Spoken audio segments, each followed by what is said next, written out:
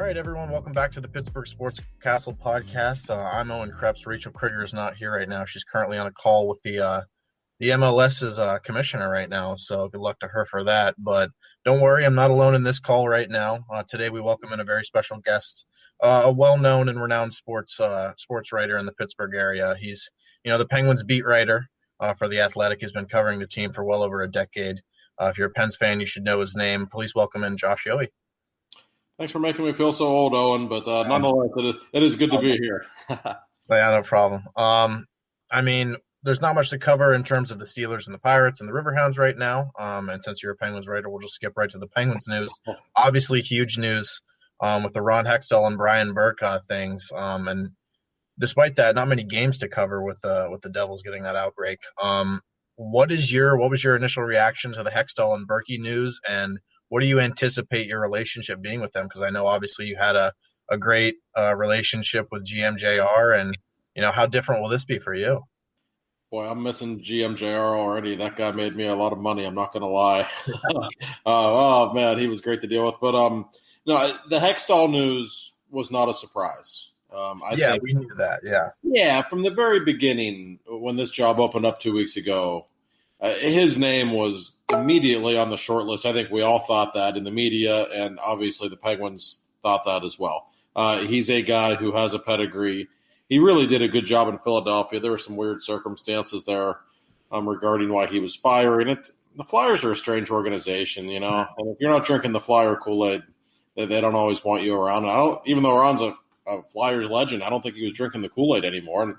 And if you look at the team they have now, I know Penguins fans don't want to hear this. They could win the Cup this summer. They're that good. I mean, that's a really good team. Mm-hmm. And, he drafted well in their time there, too. That's something that stands out to me. Right, he absolutely did. He has his fingerprints all over that team, and as he did with the great Kings teams that won the Cup in 12 and 14. So, by all accounts, Ron Hextall is a guy who knows how to – I don't want to use the word rebuild, but he knows how to find prospects. He knows how to build an organization. He's just a really cerebral guy. I've dealt with him a little bit, but you can just tell he's just poised and smart. And he's one of those people, he just likes to be left alone and go to work. That's what he likes to do. Yeah. And that's what he does well.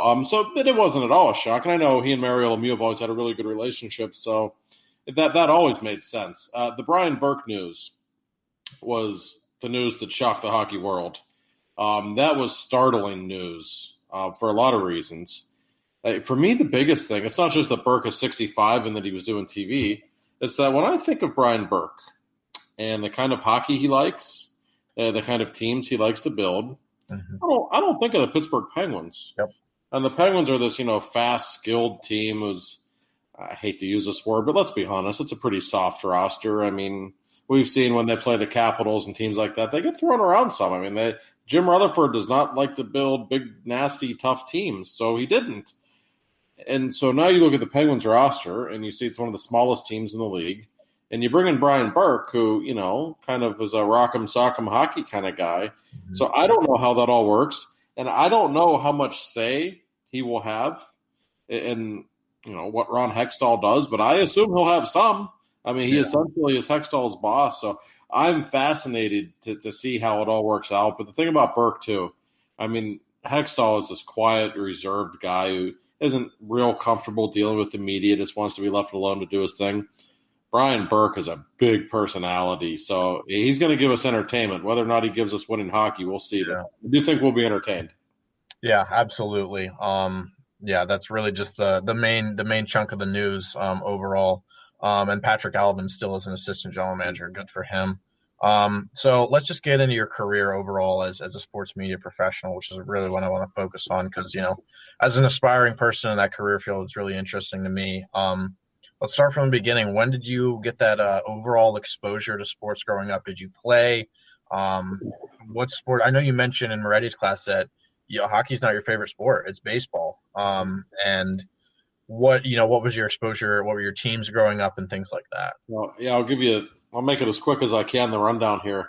I was born and raised in Peters Township in the South Hills of Pittsburgh, where I still live, actually. And, I was just a hardcore Steelers, Penguins, Pirates fan growing up, like so many kids around here. Probably not real different than anyone else. I played baseball in high school. I was a pretty good baseball player. Yeah, baseball was always my favorite sport as a kid, and I loved all the sports. I'm a total sports junkie. I will literally watch any game on TV before I'll watch anything else. Yeah, baseball. Nowadays, I don't think many people think baseball is cool, but back then in the 80s and 90s, baseball was still kind of cool. So I just loved to play it. I love the game, but I knew by the time I got to high school, I'm like, I'd like to be a professional baseball player making millions of dollars a year. That would be awesome. But let's be honest, there's not many of us that really have the ability to pull that off. And I realized, I think it was like my freshman year in high school, I did really well in this English class. I was like, I kind of like this writing thing. So then my junior year, I took a class called Writing Workshop, and I wrote this article. It's actually about the Steelers, an article, paper, whatever. And apparently, not to brag, but it was so good that the teacher didn't think I wrote it. He thought I plagiarized it. And he actually called my mom at work. She worked at the post office. He calls the post office. He's like, I think your son plagiarized this. And she's like, oh, no, I watched him write it last night. He didn't do that. So the next day he made me write something in class just for the 40 minutes. So he was sitting there watching me, and I wrote something. He gave me a topic, and I wrote it, and then I gave it to him. And he read it, and he looked at me, and he said, I think you might have a future in this. I think this is what you need to be doing. So I said, all right. So from that point on, that's kind of the direction I went into. Wow. So did you go to college? Where did you go to college at, and what was your experience like there? And when did you kind of take that next step into, this is what I want to do with my life? Not only is it something that I'm good at and that I've been told that I'm good at, it's something that I actually want to do. Yeah. I went to Point Park in downtown Pittsburgh, and I went to class. I'll be honest with you. I wasn't enamored with college. Like, obviously you learn some things, but the biggest thing for me, when I was 19, after my freshman year of college, I started writing part-time for a place called the Valley Independent in Monessen, which is now, I don't think it exists anymore. Maybe it does online only, but anyway. So I was just covering high school sports every day after school, which was great. I mean, that, kind of introduces you to the business. You get to know people. You get to learn the craft a little bit. And so I did that really for the next 3 years during college. And then when I was done with college, it's like, okay, I'm like doing this part-time, but like I'm not really making any money. This isn't good. So I knew I needed a full-time job, and I applied places, and there was a full-time opening at the McKeesport Daily News, which is closed now. And a guy named Mark Cabali, who I work with to this day at The Athletic, he was the sports editor there at the time, and I had known him before, so I think that probably helped me a little bit. And I interviewed for the job, and he called me a couple days later. He said, hey, I'm sorry, we're going in another direction. I said, oh, God. And he said, I'm just screwing with you. You got the job. So I'm like, thanks. So that's kind of where it all started for me. So, yeah, you mentioned like The Athletic now. It's a newer publication, like 2016 is when I think it was established, right? Right around there. It's a subscription-based platform, and it really focuses mostly on rather than your typical recaps and your news stories, more feature-based and things like that. That's something that I really like about it. And is that something that like you thought that was, admirable about the platform, and something that you were like, fond of and enjoying The Athletic? It's a writer's dream. It is, because when you're writing for a newspaper, and I did for many years, so I speak from experience, you don't really get a chance to show off how you can write or to show a whole lot of creativity. I can't tell you how many times I would write an article, especially when I worked for the Trib, and they would change the lead and make it really boring and take away any of the personality. And it's almost like they didn't even want your name on the byline. They just wanted like a robot to write all the articles. And I hate that. And I think most writers hate that. And I think most readers hate that, to be honest with you. And when I went to The Athletic, I had a boss, one of my superiors, a guy named James Myrtle, who covers the Maple Leafs, famous guy up in Canada, and he called me one of my first days. He said, listen, here's the deal here. If you're driving on Interstate 79 and the Penguins make a trade, he said, in the old days when you worked for a newspaper, you'd have to, get off at the next exit, find a McDonald's or Starbucks with internet, and write an article. He said, don't do that here. He said, take your time, take a few hours, whatever you need. Make the calls you need to make, go home, and write a really good article. He said, write something that nobody else is going to have. So I said, Okay. And, at first there were always some people like, hey, how come the Post-Gazette's article is up for 3 hours and yours isn't yet? But people adapt, and they realize that we have the freedom to write different stuff and to write better stuff, really, instead of being in a rush.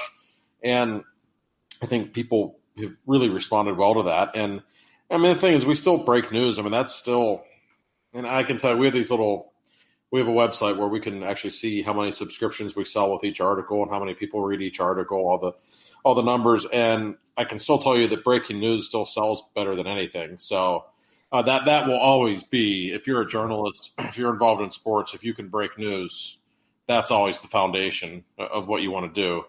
But the Athletic, they give us so much freedom.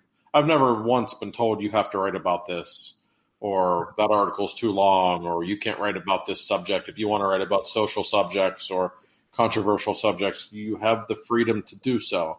And so, from a writer standpoint, it's utopia. It really is.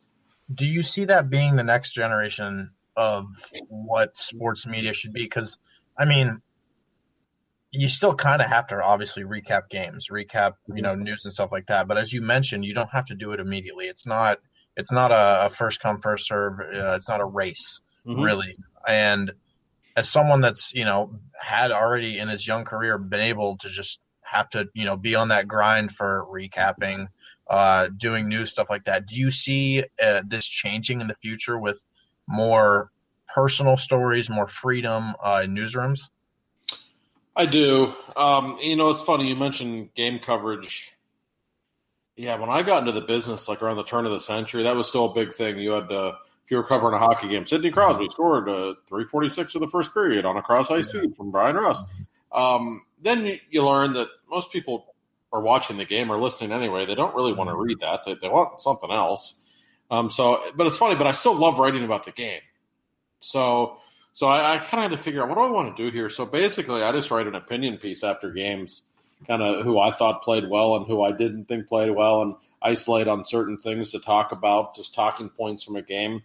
And I have found that people like that, and it makes for, I think, a better read than your standard quote-unquote game stories that we used to call them. So that's important. But, people, the feature stuff and just having that kind of flexibility, it's a big deal, because I probably take for granted that I know the players, and I've known some of them for a long time, and I know them pretty well, and I see things from the inside. But I'm one of very few people who gets to do that.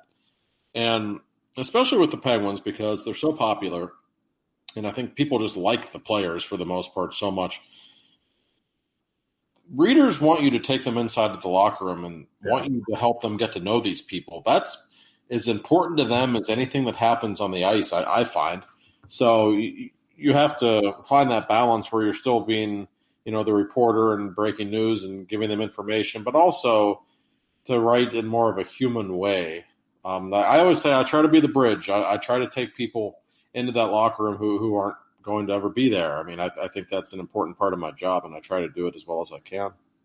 You mentioned just overall how Pittsburgh loves their sports teams. And, as you can see with all the news publications and people that are trying to cover the Penguins, does that sometimes get overwhelming from a competition standpoint, from having, all these other peers and all these other outlets that are trying to do the same thing as you?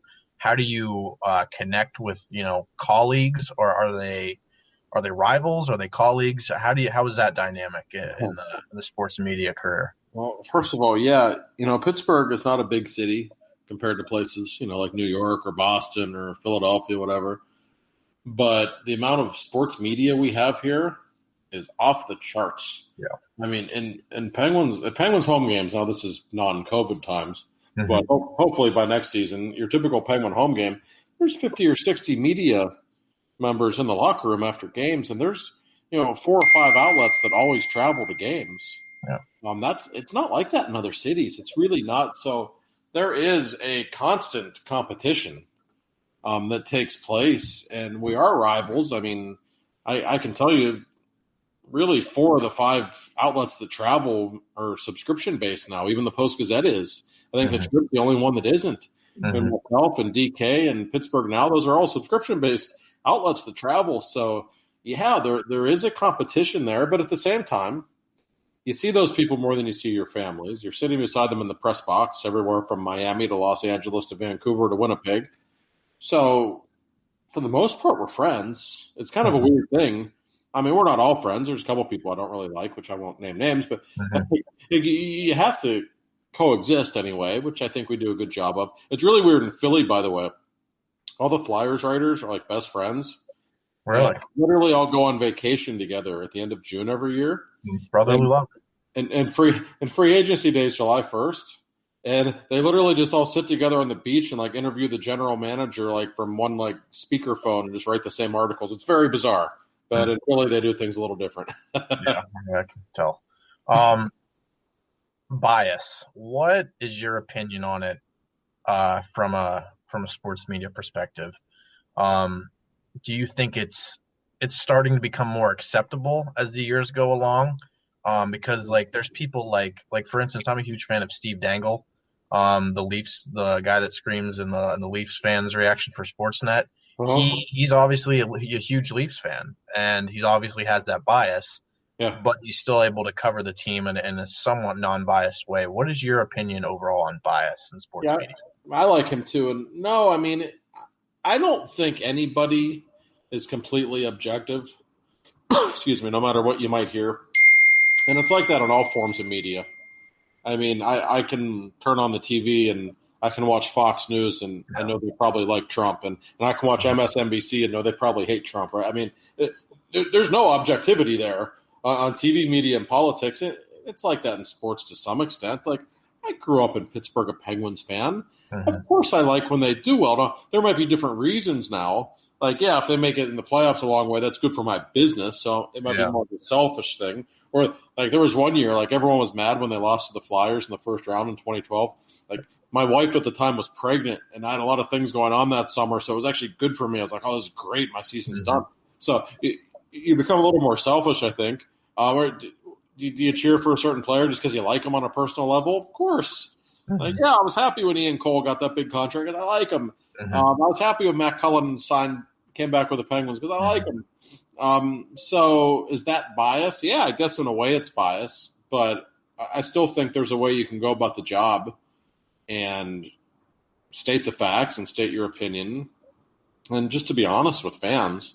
And I think people sense that. I think if somebody says, I'm objective, and once you become a sports writer, we don't care about the results, or you always hear that all the time. Like, that's not always true. We're human beings. Like, I don't want to cover a team that stinks that nobody cares about. I'll tell you that. I want to cover a good team that has the city, in a buzz like that. That's what you want. So of course you want them to do well, but not necessarily for the reasons that, I wanted them to do well when I was a 16-year-old kid watching them either. Kind of along those lines, I know talking to Matt Geica, he pretty much said his answer to this was, well, not having to pay for tickets. What is something that you just feel honored to be able to be in this profession? Is there, did you get to touch the cups in the years? Were you on the ice for those? Like, what are some scenarios that you're just like, wow, I'm here. This is amazing. Well, first of all, that's Robert Morris legend, Matt Geica. It is Robert Morris legend. But I used to work with him actually at DK. Yeah, good guy. I'll tell you, I never, for one thing, I never take it for granted that what I get to do for a living. I'm very lucky. My mom was a mail carrier for 30 years, like having her body beat up every day in bad weather and working 12-hour days. Like I am really, really lucky, that I get to travel all around North America writing about hockey. I mean, come on, what a cushy life. That doesn't mean it's always easy. It's not, but I never take it for granted, especially growing up here and knowing how important sports are. And yeah, I was on the ice in San Jose in 2016 and Nashville in 2017, and I'd be lying to you if I told you that wasn't a thrill. Of course, you're on the ice with a Stanley Cup. I mean, what an unbelievable! No matter who won it, that's an incredible thing. But to be covering your hometown team that won it, and to see people like Mike Sullivan and Jim Rutherford and Sidney Crosby, who I have so much respect for as people, and to see them, at the height of their professional careers in that moment, especially the San Jose one. That was the first one I saw in person. Okay, that was incredible. And yes, I have been around the cup a time or two. I actually went to Boston for Mike Sullivan's day with the Stanley Cup at the house in 2017, which was wild because, Sully kind of on the surface, you get this like tough guy Boston persona. But man, when he's around his family, he's got a drink or two in him. He's so much more relaxed. And I actually was talking with his daughter, who I think might still be dating Charlie McAvoy. At least she was at the time. Oh. Right. And and she said, my dad's so different than he comes across. I said, what do you mean? And for those who don't know, he's really good friends with John Tortorella. They used to coach together. Yeah. Yep. And she said, yeah, Torts comes here every summer for a few days. I said, really? And she said, they just drink and smoke cigars and they play the piano and sing songs all night. I said, what? And she said, yeah. I said, do you have any video of this? And she said, she said, my dad would kill you. I said, right, we don't need that. But I said, imagine like Torts like smoking a cigar and playing the piano. Yeah. Wow. I would pay a good deal of money to see that. Absolutely. But yeah, experiences like that. Like I realize most people don't get to see that kind of stuff, and I don't take it for granted. And as I've said, most people affiliated with the Penguins in hockey, they're such likable people. They are, and that makes the job a lot easier. All right, so I'm going to bring over a small little segment that I usually have in my RMU Women's Hockey podcast, but I'm going to bring it over here. It's just simply called 5 Quick Questions. Okay. Just going to ask you 5 quick questions, and the first thing that pops off of your head, just we'll review the answers at the end. You know what I'm saying? All right. All right, ready? Just 5 quick questions. Ready? Favorite arena to cover sports in? Oh, not PPG. Bell Center. Bro.